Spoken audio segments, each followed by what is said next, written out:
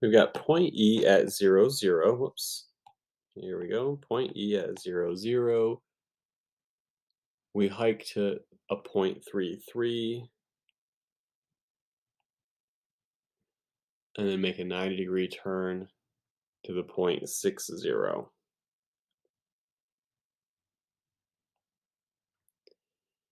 Draw the route. If one grid represents 1 mile, what's the total distance hiked?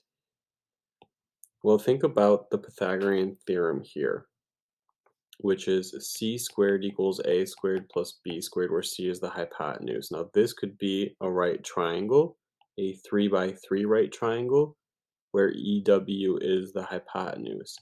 So EW squared would equal 3 squared plus 3 squared. We want to